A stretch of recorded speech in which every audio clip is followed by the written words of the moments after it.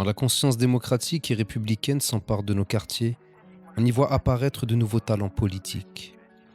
Face aux tragédies et aux situations critiques provoquées par la misère dans nos quartiers populaires, la conscience citoyenne s'incarne dans une volonté solidaire ayant pour objectif de faire vivre la devise française: liberté, égalité, fraternité.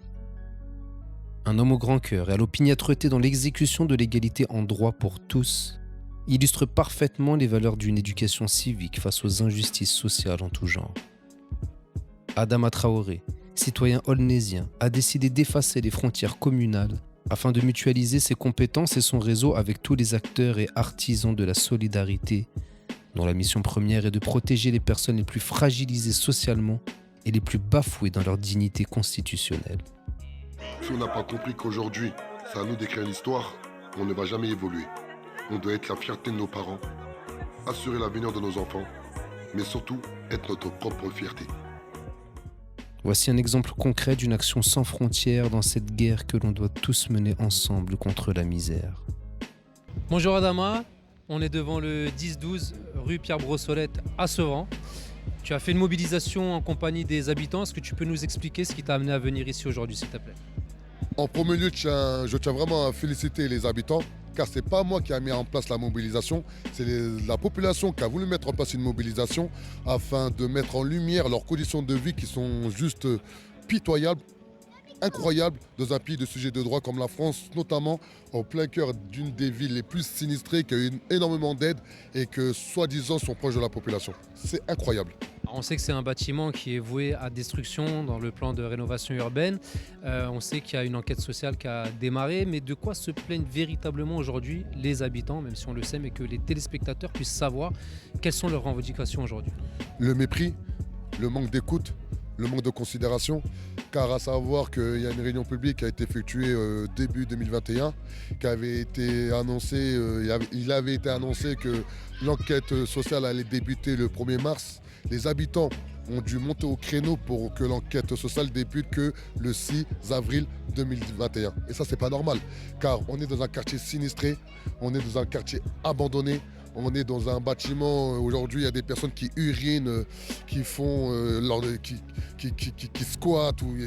C'est un dépotoir. Et qu'aujourd'hui on leur fait des promesses et ces promesses ne sont pas tenues. Moi, à titre personnel, par rapport à l'expérience que j'ai à l'échelle nationale, je trouve pas ça professionnel, il y a un problème. Il y a un problème. J'ai envie d'être cru. Mais voilà, l'idée aujourd'hui, c'est vraiment d'avancer en bonne intelligence, car j'ai essayé de joindre l'élu à la tranquillité publique, qui s'appelle M. Diakar, à plusieurs reprises, en bonne intelligence, avec un maximum de recul, afin qu'on puisse se mettre autour d'une table, trouver une solution intelligente pour ses locataires. Et il n'a pas répondu à mes sollicitations. Et d'après quelques retours que j'ai pu avoir de locataires, il a eu une des locataires et où il a été assez méprisant. Et ça, c'est pas normal. C'est pas normal, car aujourd'hui, je ne suis pas en tant que révolutionnaire. Là, je suis là en tant qu'habitant du 9-3. On est là pour la dignité des gens avant tout. Voilà. Et là, quand je vois, il y a le papa de famille avec la maman de famille qui nous ont sollicité afin de trouver une solution. Le papa de famille a grandi dans ce quartier. Il connaît tout le monde dans ce quartier. Il ne reconnaît plus son quartier. Alors, je sais que tu avais invité aussi certains élus de la ville à venir aujourd'hui se présenter pour pouvoir discuter. Il n'y a eu personne, hormis entre guillemets notre équipe qui était là, parce qu'on se connaît de longue date, et on est très à cheval sur la dignité humaine et sur le logement indigne et toutes les problématiques qui sont relatives à l'habitat, mais en dehors de ça, personne. C'est triste, car on a envoyé un mail exactement vendredi, on a envoyé un mail adressé au maire de la ville de Sevran, où on a mis en copie tous les acteurs de cette réhabilitation avec destruction. Et j'ai même appelé hier le responsable de l'enquête sociale de l'opérateur Citémétrie afin vraiment de privilégier la concertation en bonne intelligence. Et malheureusement, ils ne sont pas venus. Le bailleur non plus? Le bailleur non plus. Et ce qui me choque, c'est que j'ai des retours de locataires qui me disent que l'enquête sociale n'a pas été effectuée.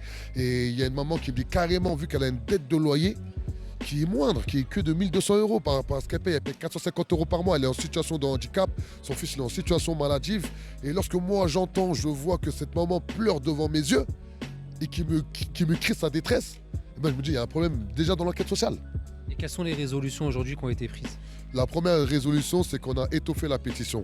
Beaucoup de personnes qui avaient peur de signer par rapport au retour qu'ils auraient pu avoir de la municipalité ou d'autres personnes, Donc là, ils ont signé. C'est déjà C'est bien. vrai que, alors, excuse-moi de t'interrompre, il y a souvent des locataires qui ont peur de réclamer l'application de leurs droits en se disant peut-être que derrière je vais me faire expulser par le bailleur, on ne sait jamais, je vais me faire mettre à la porte, etc. Donc c'est vrai que c'est quelque chose à déconstruire. Donc c'était juste une petite parenthèse, donc je te laisse continuer. Non, c'est une très grande parenthèse, car ça, c'est un réel frein à la mobilisation populaire.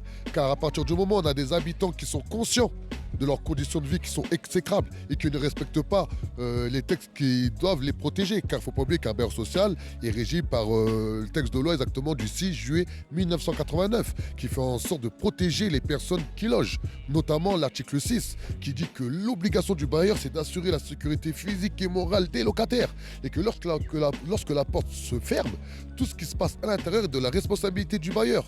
Et que lorsqu'on voit que le bailleur se défausse, renvoie les locataires vers la police nationale et que certains locataires ont peur de parler par pression, soit des habitants, pression, ouais, même pas des représailles, parce que lorsqu'on dit représailles, indirectement, on parle des enfants ou des jeunes.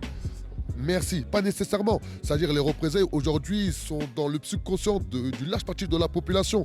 Et malheureusement, c'est ce qu'on a connu dans le quartier du Rougemont, surtout au bâtiment du 10. Mais aujourd'hui, on a réussi à déconstruire ce phénomène qui est dans la tête des gens et on a rempli la pétition. Il y a plus de 15 personnes qui ont signé, déjà ça on est content. Et ensuite, on a aussi récupéré des numéros de téléphone, notamment des personnes du bâtiment 7, car il n'y avait pas que des personnes du bâtiment 10. Et voilà, qui sont venus te voir, j'ai vu que tu as longuement parlé avec eux. Non, c'est très grave. Ils m'ont montré même des vidéos, à l'instar de ce qu'on a pu voir dans le quartier des Vaudottes, de la pluie qui tombe à l'intérieur du bâtiment, mais qui tombe et c'est comme si on pouvait prendre sa douche même, avec plein de problématiques récurrentes qui ont été signalées aux bailleurs, aux services d'hygiène. Aujourd'hui, on voit qu'il y a un immobilisme total de la part des autorités qui sont en charge du respect de la dignité de ces personnes. Et bon, moi, c'était pas prévu, mais tu m'as donné l'opportunité de prendre la parole. Parce que nous, aujourd'hui, ce qu'on peut apporter aussi, c'est tout ce qui est cadre légal et accompagnement audiovisuel de toutes les revendications.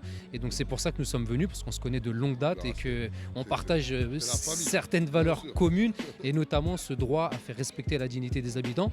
Donc, nous, on a proposé aux habitants, on te propose aujourd'hui de pouvoir vous accompagner à la fois dans les démarches administratives, juridiques s'il le faut, et de mettre à disposition notre service audiovisuel pour mettre en lumière les différentes actions qui pourront être mises en place avec les locataires pour faire respecter leur dignité et leurs droits et qu'ils puissent ne plus être considérés comme des citoyens de seconde zone. C'est pas une bonne nouvelle, c'est plus qu'une bonne nouvelle, c'est juste logique. Car je connais ton engagement.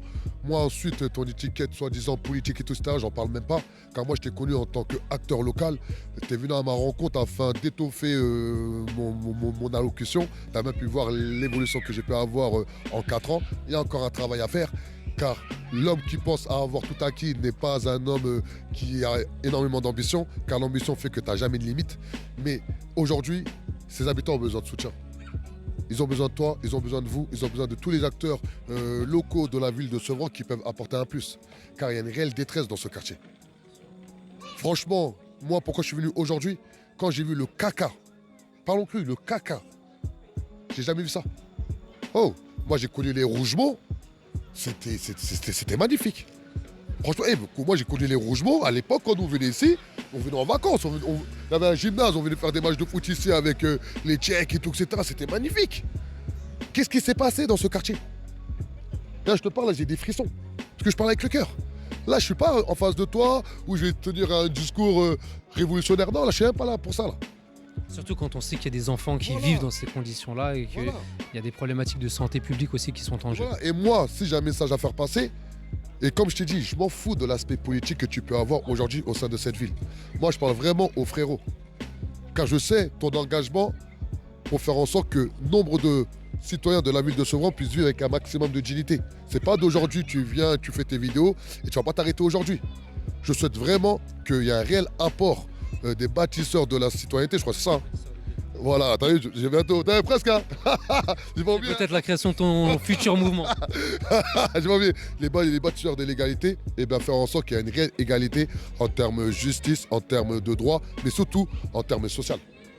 En termes social.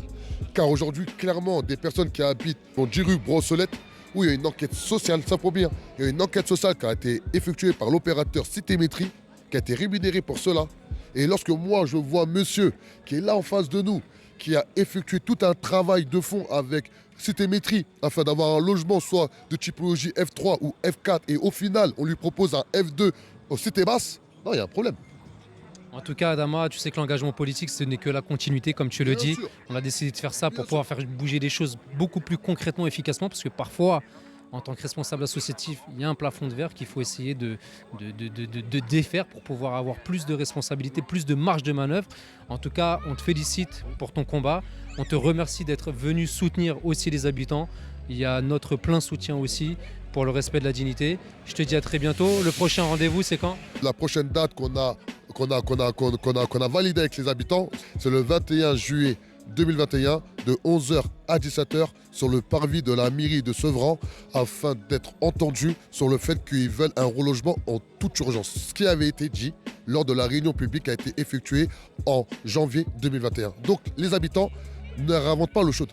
Les habitants demandent juste que la municipalité, avec son partenaire qui est le bailleur, CDC Habitat, respecte leurs engagements, font avancer les dossiers, mais surtout respecte aussi l'enquête sociale. Car à un moment donné, c'est bien beau de faire des propositions.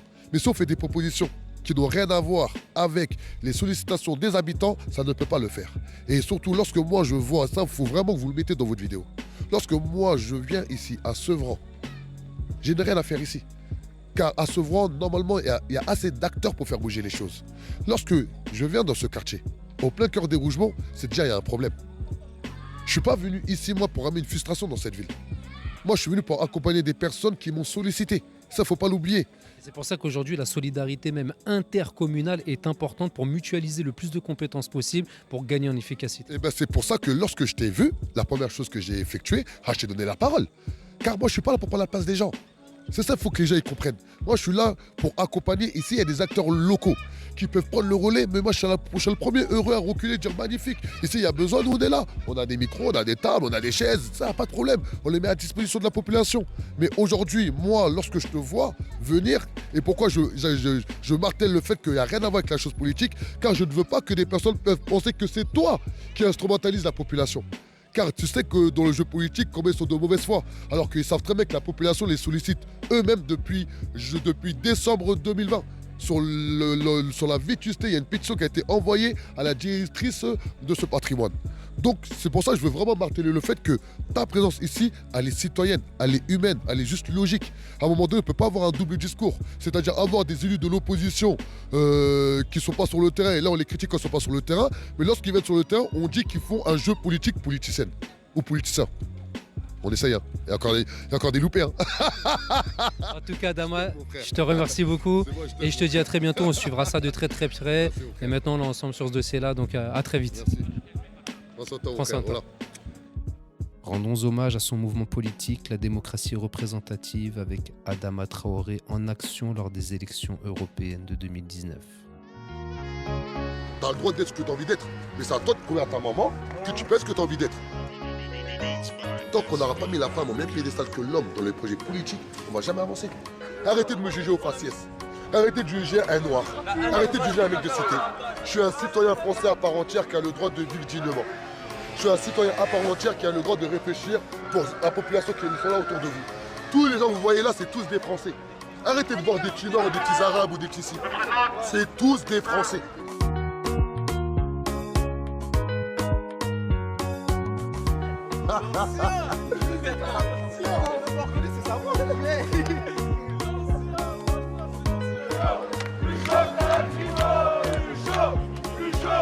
Si on n'a pas compris qu'aujourd'hui, c'est à nous d'écrire l'histoire, on ne va jamais évoluer. On doit être la fierté de nos parents, assurer l'avenir de nos enfants, mais surtout être notre propre fierté. Il faut absolument que nous, la majorité silencieuse, on élève le débat politique. Mais pour cela, il faut absolument promouvoir le vote. Il faut absolument que les gens se réapproprient cette arme institutionnelle. Car le vote est une arme. Le corps politique n'est plus à l'image de la population. Nous, on parle en termes de respect. Nous, on parle en termes de dignité. Nous, on part du principe que le vote est une arme. Mais sans vous, rien n'est possible. Ça marche ou pas? Ouais, ça marche ou pas?